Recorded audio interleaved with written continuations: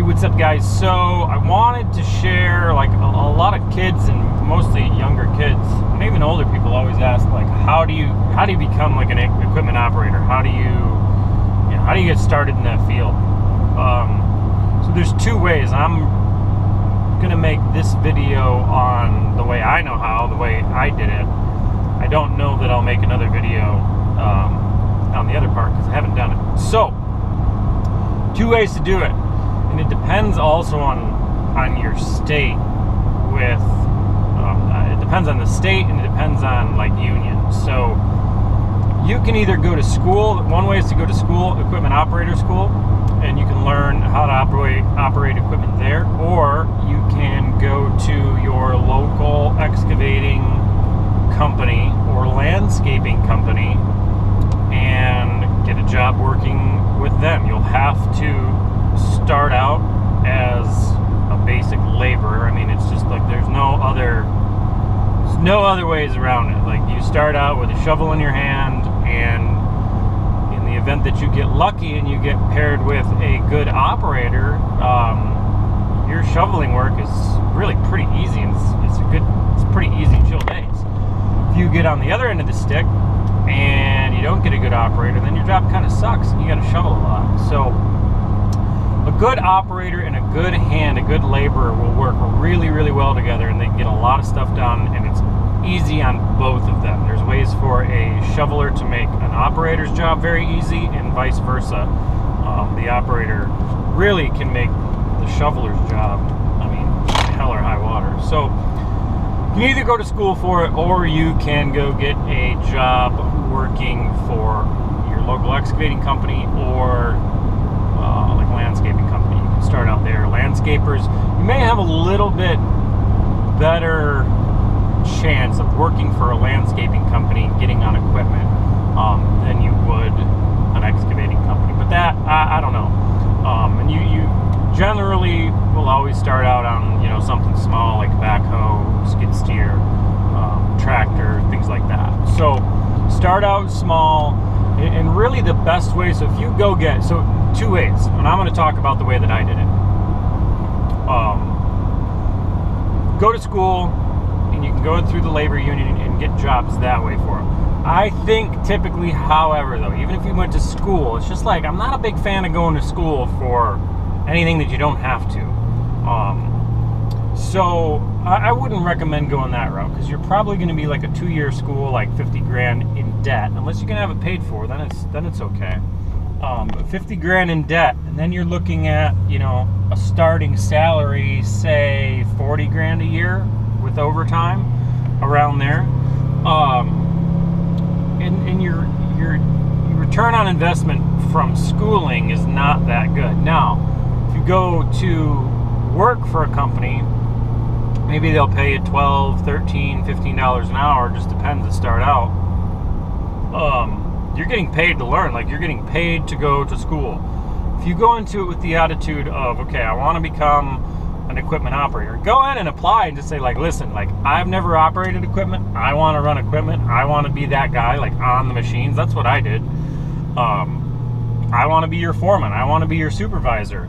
Like, how do I get there with your company? Like, how fast can that happen? What's the time frame? And talk about that. If a kid, an 18-year-old kid fresh out of high school, came and told me that, I would be like, hell yeah, I'm gonna hire you. Like, I'd be all about it. And I'd just be honest with them too. I'm like, honestly, I'll put you in the machines at the right times when it's low risk of hitting things, both above ground and underground. And it's, I can work with you, because when you are able, as a new green hand, a green labor, when you're able to work with a foreman, supervisor, operator, whatever combination of those three scenarios it is, and that person, the foreman, the operator, the supervisor, is teaching you how to run the equipment and working with you, basically hand in hand, those are the best experiences you can get. And take that as like pure gold, because I don't know about the schools, but I would guess that going to operator school, they probably have, as teachers there, I would hope they have former equipment operators as the instructors at the operator school. Because if they didn't, if they just simply had someone who only ran equipment in a big sandbox and never actually did any, say, civil pipe work, in rural areas, or never did any tree and land clearing, demolition and stuff like that, or never loaded, haul trucks or dump trucks, things like that. Like, all they've ever done is just sit on an excavator and run an excavator, and they can run that excavator really well. They can pick up quarters, they could pick up beer bottles with it. There's a difference between that style of an operator with that type of experience, that lack of experience, and then an operator who's actually done what operators do in the field, which is dig around underground utilities, which is dig around overhead utilities, power lines, dig right next to houses, dig right next to gas lines, dig in heavy traffic with barricades and all that stuff. So you're constantly watching things. There's a completely different environment. It's really the same, I think, as, and I don't know, I don't know, I'm speculating again about equipment operator school. It'd be interesting to find out. But I look at regular college and they just say a business degree. I'm going to go to, University of Michigan and get a business degree. Like, whoop-de shit, you're going to go pay $150,000 to $200,000 for a business degree. Maybe it's from Michigan and you might get a little bit. That's a well-known school.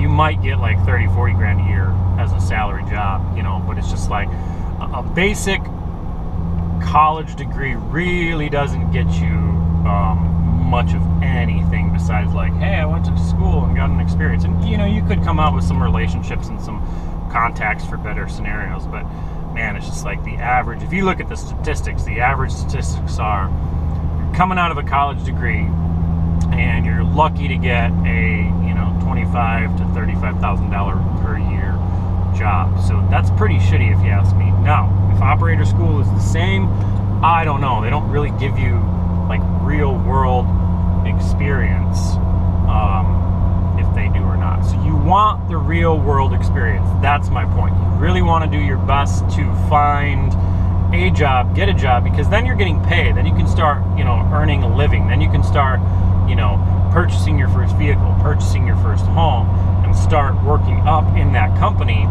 And there's a lot to learn. It's not like you can just go jump in an excavator and start digging. I mean, you can, and that's a way to do it in like a sandbox or a gravel pit or a very wide open space. Like, that's the place to learn. But when it comes to digging around houses, there are so many just little tiny things that can make or break a successful project with knowing how to dig, say, around a foundation, with knowing how to dig up a gas line, a live gas line, 2 feet under, with knowing how to load a dump truck, with knowing how to set trench boxes. There's so many little tiny things that you may think on the outside watching videos or looking at it is easy, but there's a lot of things you have to know about that. So all in all, I think, in my opinion, your best way to become a heavy equipment operator is go to work for your local excavating company, or maybe you want to move and you want to go someplace else, then go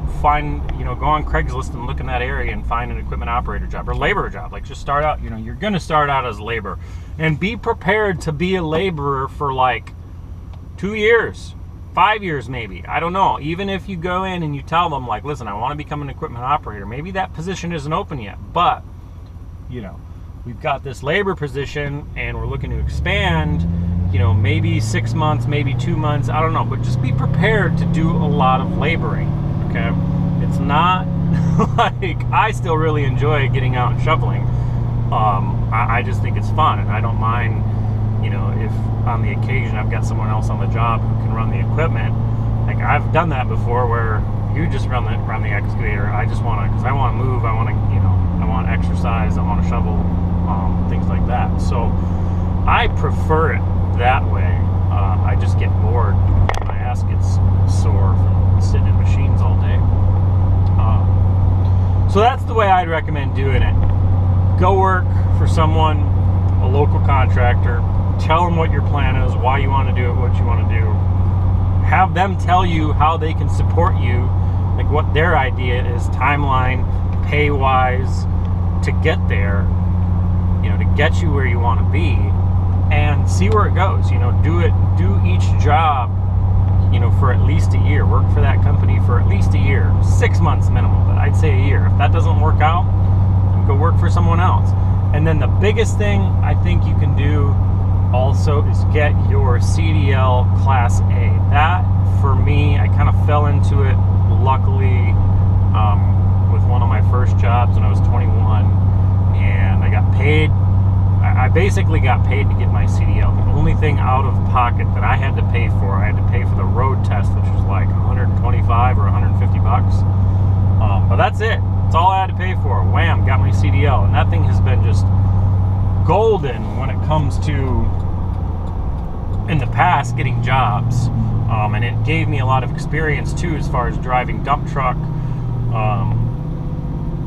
and hauling material and hauling equipment, that now on job sites I can communicate well enough to a truck driver where I can say, yeah, you can, I can tell a truck driver over the phone, yeah, you can get that machine into this job, turn around here, look for this landmark, whatever. So having your CDL also gives you another advantage in this industry, because it gives you that ability to know how a dump truck can fit, move, and negotiate job sites, which helps you tell, your operator, it helps you tell your foreman, your supervisor. It just helps in communicating and knowing how all that works. So, my opinion, I'll wrap this up.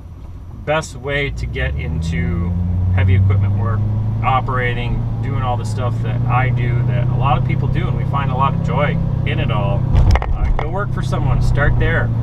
Maybe in 10 years you go start your own business. After that, that's completely